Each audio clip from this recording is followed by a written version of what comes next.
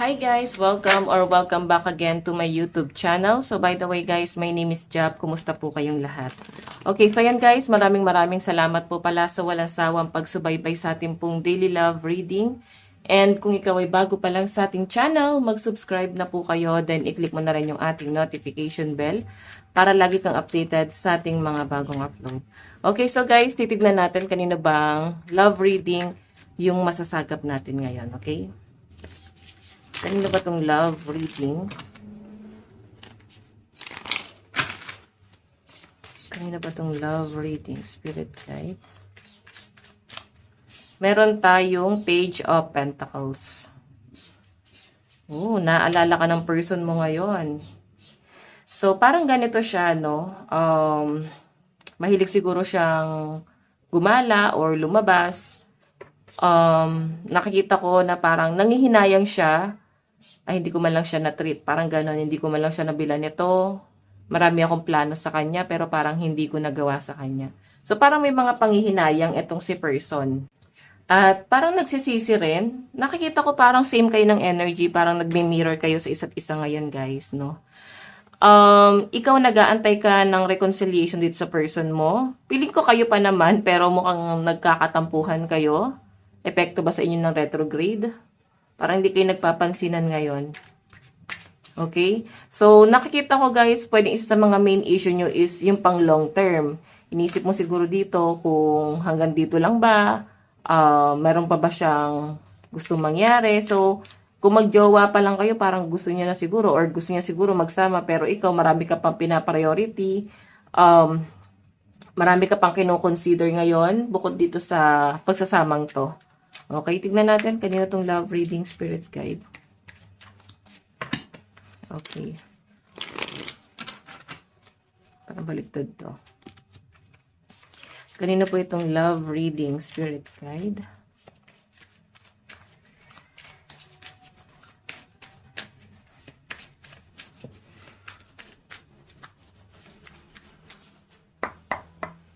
Meron tayong Queen of Wands. So guys, si Queen of Wands is someone na passionate, no? So nakakita ko yung pagiging passionate ng person mo sa'yo. Parang habang nagtatrabaho siya ngayon or kung ano man yung ginagawa niya, naiisip ka niya, nai-imagine ka niya. So parang sa araw-araw naiisip ka nitong taong to. Kumbaga, bago siya matulog, pagkagising niya, ikaw agad yun nasa isip niya, hindi ka kaagad mawala sa isip niya.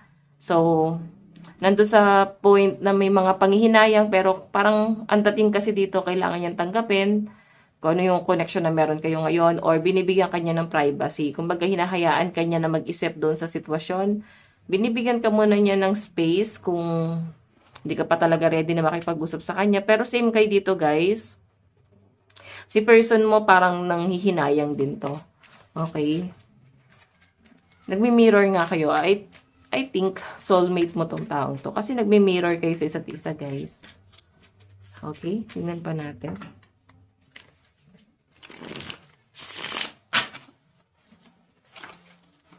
Kanina po itong love reading.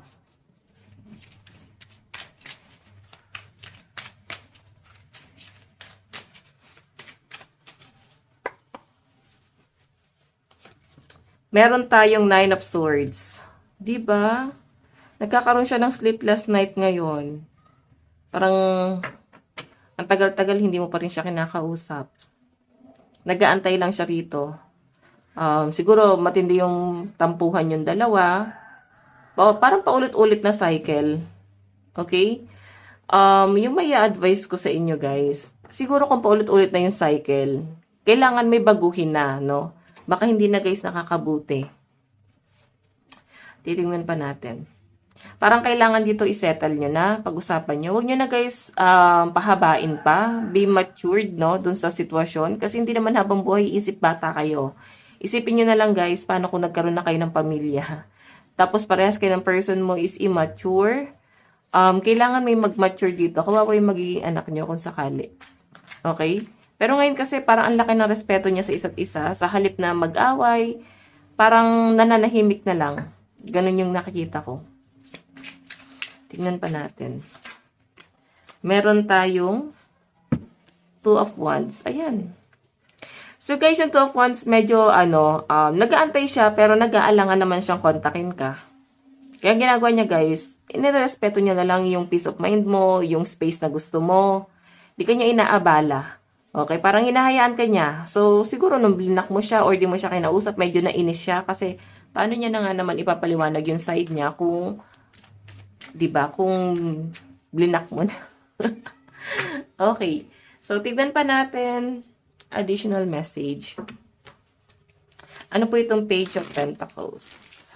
Nararamdaman ng person mo sa'yo. Nararamdaman ni person sa'yo. What is Page of Pentacles? Okay. Meron tayong Knight of Swords. Assertive. Direct action. Ayan, no? Pag hindi niya talaga, guys, na paglabanan to, so nakikita ko, mukhang gagawa siya ng paraan. Okay, yun nga lang, guys. Pwede yung approach niya sa inyo, parang galit pa siya, mainit pa yung ulo niya.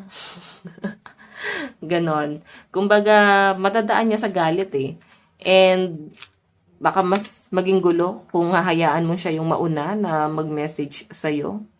Kailangan may mga pahaging pa rin, guys, sa side mo. Pero sabi nga nila, katahimikan talaga ang magiging solusyon pagka parehas na kayong mainit, no? Parehas kayo mataas ang pride. I think ito rin yung makakapagbigay sa inyo ng kapayapaan, yung peace of mind nyo, no? Okay, tama rin naman yung ginawa nyo. Yun nga lang guys, huwag nang patagalin kung alam niyo naman sa sarili nyo, aayusin nyo rin naman to. Kasi yung pinapakita sa akin dito guys, yung magiging approach niya dito talaga, lalo pag tumagal to, galit siya. Okay, yung pagre-reach out niya sa inyo, galit siya. Ayan no, Knight of Swords na to eh. Naiisip ka niya pero naiinis siya sa inyo. Kumbaga kahit naiinis siya, mahal ka niya eh, wala siyang magagawa doon. Tingnan pa natin. Kanina po itong love reading. Okay. So, feeling ko LDR kayo ng person mo. Yung malinaw na nakikita ko dito mukhang magka-relasyon naman kayo. Yun nga lang. Wala lang talagang time. Okay?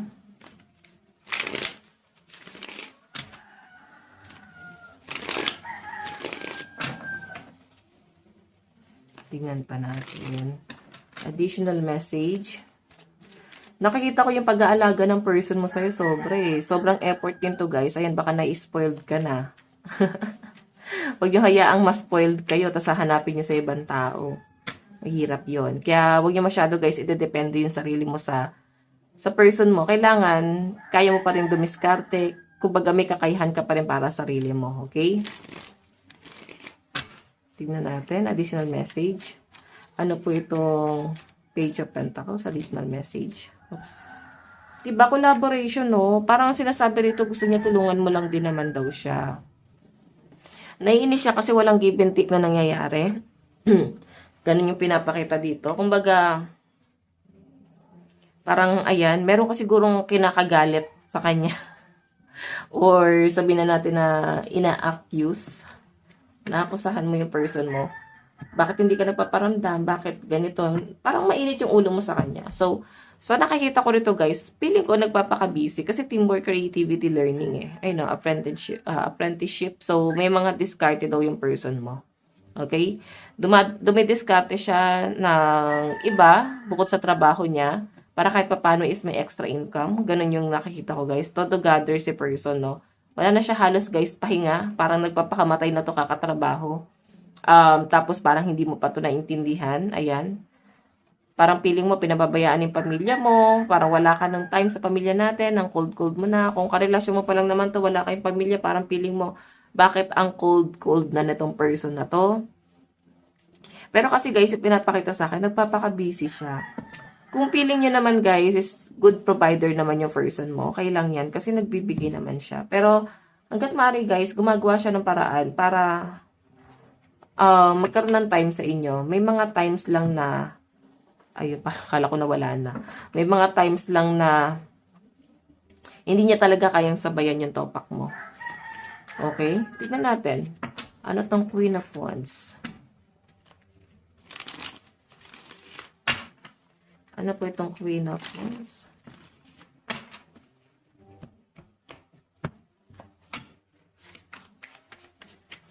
Ano po yung Queen of Wands?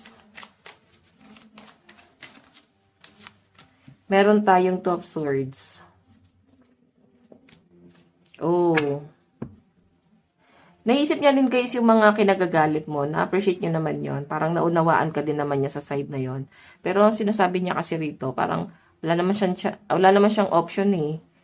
Okay? Kumalahya lang sana siya. Parang ang gusto niya mangyari dito, tignan mo yung sitwasyon, unawain mo yung sitwasyon, maging matured ka sa sitwasyon. Though immature yung person mo kasi hindi naman sa lahat ng pagkakataon pera yung kailangan ng tao. Presensya din syempre ng partner. Pero ngayon kasi guys, nakikita ko, ito na nga, yung Page of Pentacles, di ba? Parang na-appreciate niya dito na, hindi ko siya nabibili ng ganito. Para nakakalimutan ko na yung monthsary, anniversary namin. Minsan wala na akong time sa kanya. Na-appreciate niya yung lahat guys, no? Nagkakaroon siya dito ng matinding realization. Ang problema lang talaga, parang kailangan pa na magtalo kayo para ma-realize niya to. And ngayon ay nag-overthink siya, naalala ka niya, nag-aalala siya sa inyo, kumusta ka na, ano kayong ginagawa mo sa araw-araw, okay ka ba, goods ka ba, ganyan. Okay? So, eto na nga, yung Two of Swords is parang feeling niya, di ka na makapag-decide dito sa relasyon na to. Parang ramdam niya na parang lagi kang galit, lagi mainit yung ulo mo, parang inuunawa niya kasi baka may pinagdadaanan ka. Pero alam niyo guys, feeling ko dito, baka naapektuhan lang kayo na Saturn retrograde nga pa. Okay, kasi pang long term yung pinaparealize ngayong retrograde eh.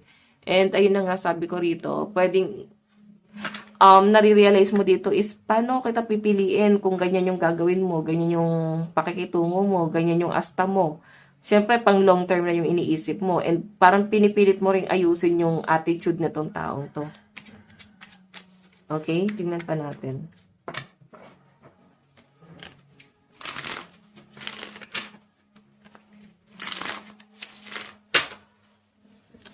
Ano tong Nine of Swords na nararamdaman niya ngayon?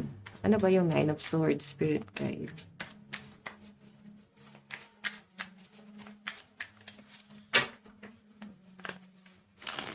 Oops.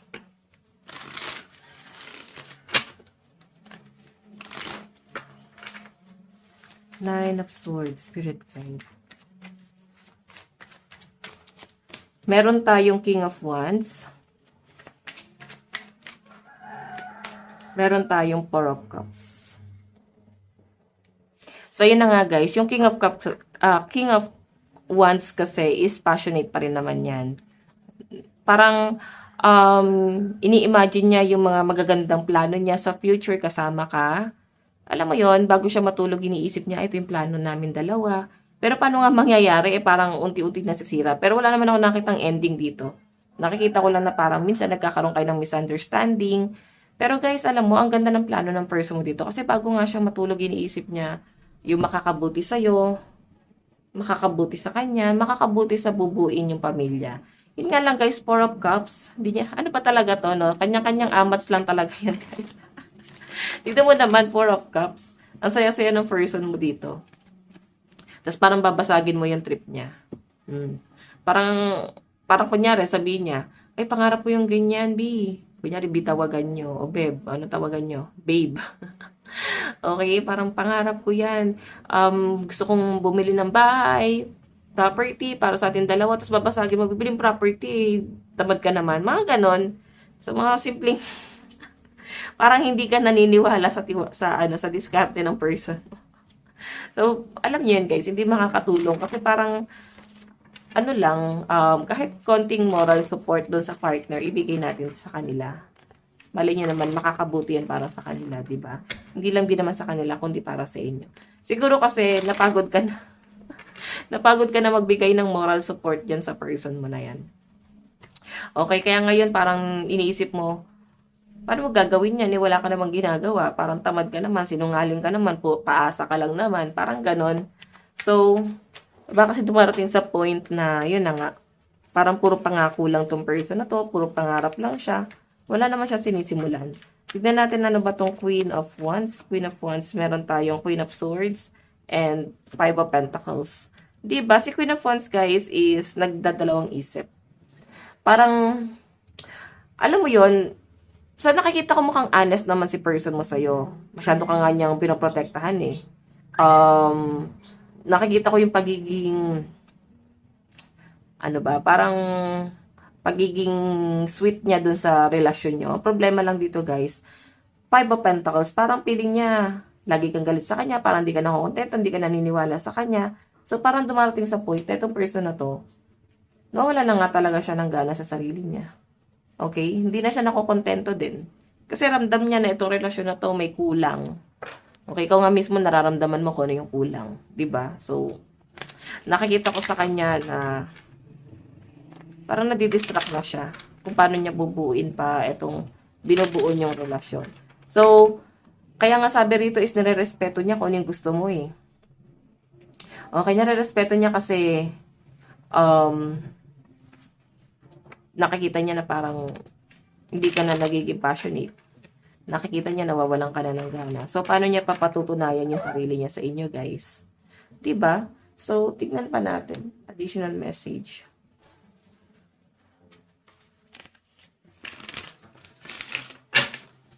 Ang ganda sana na itong pagsasama na to. Ang problema lang, sobrang sinusubok kayo. Unang-una sa lahat, guys, yung kahirapan. Okay? And yung time. Mahirap na nga tapos wala pang time. Parang ganon. Tignan natin. Additional message. Nature is your ally. So, ayun. Parang siguro hindi siya gusto ng parents mo. Dumarating ka sa point na dat pala naniwala ako sa pamilya ko. Dat pala nakinig ako sa kanila. Natama pala sila. Okay? Meron tayong do not take it personally. So, tapos may mga insensitive ka pang kaibigan, no? Inaasar ka. Parang kinakamusta kayo ng person mo. Tapos parang bigla ka na lang nagiging malungkot. Kasi ayaw mong i-open eh. Hanggat maaari, ayaw mo rin syempre siyang masira sa ibang tao. Okay? Para pinoprotektahan mo pa rin to hanggang sa huli. Parang di baling ikaw na lang yung mainis. Parang masyado kayong masikreto, guys. Meron tayong party in your heart. Ayan, sa nakikita ko mukhang gusto ng mga nandito ngayon na parang i-heal yung kanilang inner child. Oo. Meron tayong you are good enough as you are right now. Okay. Alam niyo guys, pwede nagkakaroon ka ng insecurity sa sarili mo kasi napapansin mo yung person mo parang hindi siya seryoso, parang piling mo napabayaan mo ni sarili mo, tumababa, nawala ng parang glow, parang piling mo natuyot ka sa person mo, sa stress. Okay, ayun. Pero sabi rito guys, maganda ka, gwapo ka, kailangan mo lang ulit i-appreciate yung sarili mo. Babalik at babalik ka sa dating ikaw, okay? Fall down on the couch. Ayan, couch. So, sometimes I need help. May problema ka parang di mo masabi sa person mo kasi wala nga siyang emotional intelligence. Hindi siya willing makinig doon sa problema mo. Parang feeling mo, problema mo yan, isipin mo kung anong gusto mong isipin. Okay, so check pa natin guys. Additional message. Kanina po itong love reading.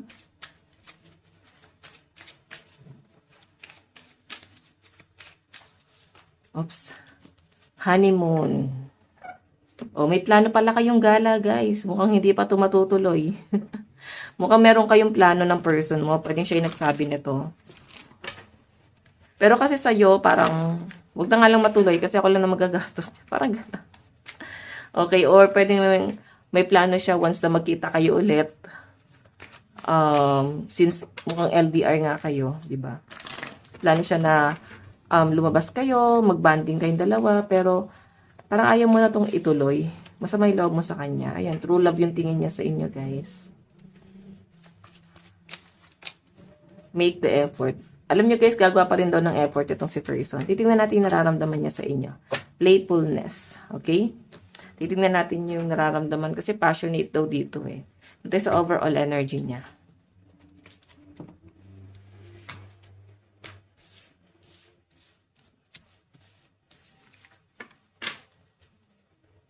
Okay.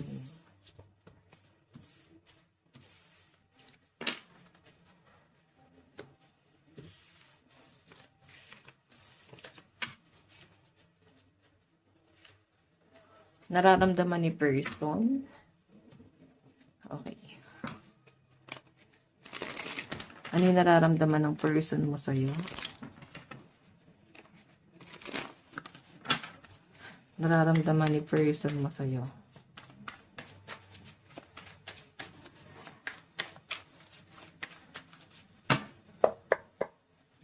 Meron tayong The Lovers. 'Di ba? Kahit anong amats mo diyan. Kahit anong inarte mo diyan, guys, pipiliin ka pa rin itong person mo. Hinahayaan ka lang niya sa ano mo, sa kabaliwan mo, no? Hinahayaan ka lang niya na mainis, magalit. So, binibigyan ka lang niya ng space na maglaylo ka, no? Parang ina-absorb niya lang. Ganun yung nakikita ko dyan. Since the lovers, marami siyang nare-realize, marami daw siyang pangarap, pangako para sa inyo. Okay? Tapos may Emperor energy pa rito, guys. Four of Pentacles. Tignan pa natin. Nararamdaman ni person mo sa'yo ngayon. Kasi marami siyang nare-realize eh. Kagaya nga ng sabi ko kanina, parang nare-realize niya na hindi ko man lang siya nabibili ng ganito. Tapos parang hindi ka naman din nagde-demand, no? Sobrang simple mo lang, hindi ka nangihingi ng kahit na ano dito sa taong to. Nakikita ko rin sa inyo na parang simple ka lang din pasiyahin. Then na-realize niya na kung gaano ka kasimple, kung gaano ka hindi nagde-demand. Okay? Pero siguro mo na lang sabihin sa kanya yung mga ganong bagay na, hindi nga ako nagde-demand sa'yo eh. Wala nga akong ina-expect sa'yo eh. Kasi guys, nare-realize naman niya. Ngayon, kung sasabihin mo pa yun, parang pili niya na kontra mo siya, parang pili niya sinusumbat mo sa kanya. Hayaan mo kusa niyang ma-realize yun. Kasi dito nare-realize naman niya. Okay, tingnan pa natin. Nararamdaman ni person sa'yo. Meron tayong King of Swords. Okay. Si King of Swords, guys, is someone na practical. Okay, masipag din to, guys. Medyo nagiging guarded nga rin siya, no? Kumbaga pagdating sa financial niya, parang nagiging madamot, pero hindi naman siya nagkukulang. Kumbaga parang gusto niyang ibigay yung tamang pangangailangan mo lang. Yung tamang pangangailangan lang ng relasyon yung dalawa, pero kung may pamilya na kayong binubuo, hindi lang kayo kasal, binibigay niya naman yun, no? Para sa pamilya niyo.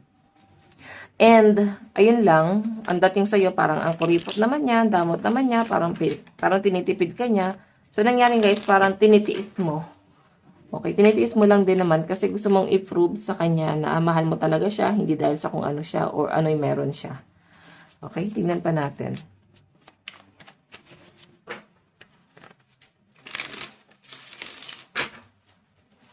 Additional message. Meron tayong Five of Cups. Regret, ayan no. Nagsisisi siya na hindi ka man lang niya na-spoiled. Okay? Parang gusto niyang gumastos kayo pagkasama mo lang siya. Okay. Feeling ko sa tindi ng trauma niya to, ang hinanakit mo lang doon, bakit naapektuhan pa rin siya sa trauma niya sa past? Parang ang dating siguro sa'yo, baka mahal niya pa yon kasi affected pa rin siya eh. Ba't hindi siya maka-move on? So, ganun yung pinapakita sa akin dito, guys. Okay? Parang bakit hindi ka maka-move on sa past? Baka naman mahal mo pa yon. So, isa yun siguro sa mga kinoconsider mo, yung mga selos mo doon sa past. Kasi parang binigay niya lahat doon eh. Okay? Nagtiwala siya doon eh. Tapos parang inubos siya ng kanyang past person. Tapos pagdating sa inyo, guys, ganun na siya. Okay? Na until na wala pa rin siyang tiwala. Okay, tignan pa natin.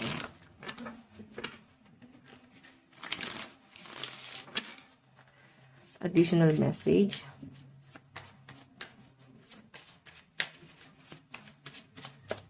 Meron tayong Nine of Pentacles. Stability. So, nag-iipon naman daw siya, guys, para sa future nyo. Kahit na sabihin natin madamot siya sa inyo or nagiging kuripot.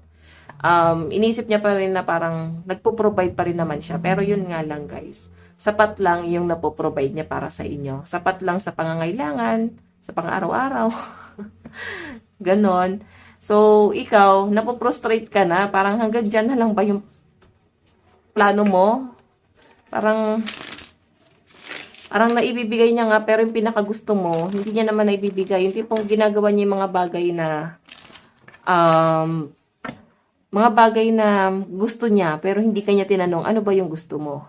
Siguro isa yun sa mga kinakatampo mo and sumabog ka na lang din talaga. Sabihin na natin guys na nagiging isip bata ka dun sa relasyon. Pero sa kabilang banda, tinatry mo pa rin naman na mag-matured kasi nga gusto mong i-prove siguro sa taong to na wala ka namang ine-expect na kahit na ano sa kanya. Okay? So, pagkaasawa mo na kasi isang tao, kailangan mo talaga mag-expect guys. Lalo magiging part siya ng family mo, di ba? Additional message na nararamdaman ni person sa inyo. Meron tayong Two of Pentacles, priority. Ayan no. Ang dami niya rin palang pinaprioritize. Pinapriority ka niya, pero parang meron din siyang ibang pinaprioritize, no? May binibigyan siya ng ibang sustento, pwede sa family, or baka may naunang pamilya. Isa ka pa. Parang ganun, isa ka pa sa pinapriority niya. So, yung malinaw na pinapakita kasi sa akin dito, guys, since Two of Pentacles to, parang ano, ang dami niyang bigat na dala-dala. Bagahe. Okay? Feeling ko aware ka naman dito. Okay? Then naramdaman naman ng person mo na, ay, stable ako sa taong to. Tanggap niya ako kung ano man yung kaya ko lang i-provide. Parang ganon. Ang problema lang guys, habang tumatagal siguro, naiiba na yung tingin mo doon sa sitwasyon. Parang hindi na tama. Hindi pala talaga tama. O hindi mo pala talaga gusto. Okay, tingnan pa natin. Additional message. Meron tayong The Empress. Abundance. Okay, so may nakikita akong pregnancy. Baka buntis. May nabuntis ba dito? May miscarriage akong nakikita dyan. Okay.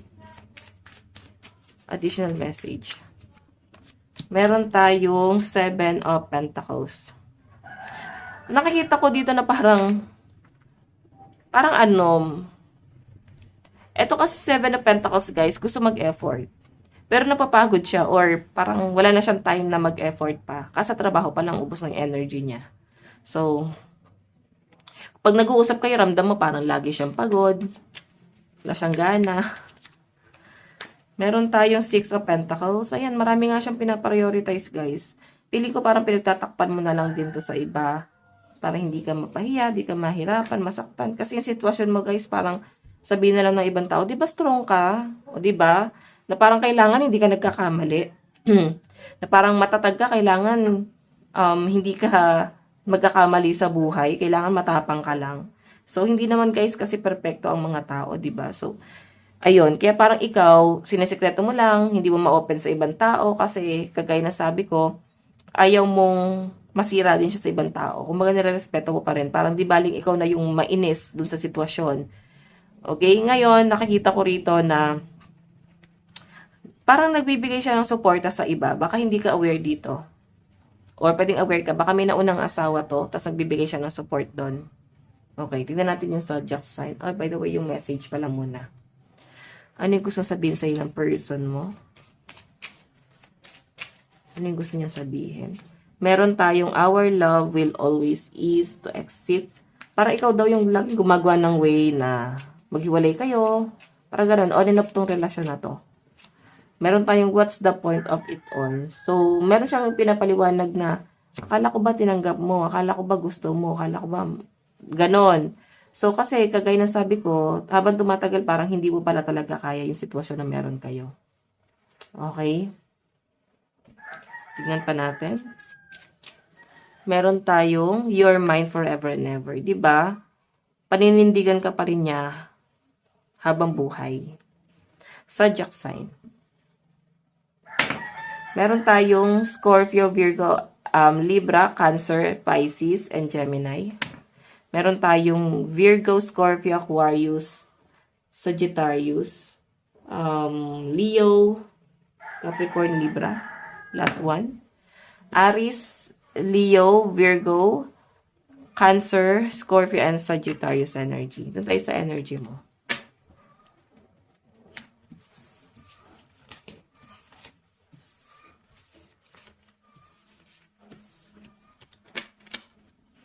Okay. Doon tayo sa energy mo. Nararamdaman mo sa person mo. Diba? Eight of Cups, so mahal mo siya pero parang gusto mo na lang putulin. Parang gusto mo na lang bumalik sa nakaraan na sana hindi na lang siya. Okay, kahit na po provide niya pa yung pangangailangan mo. Parang hindi na.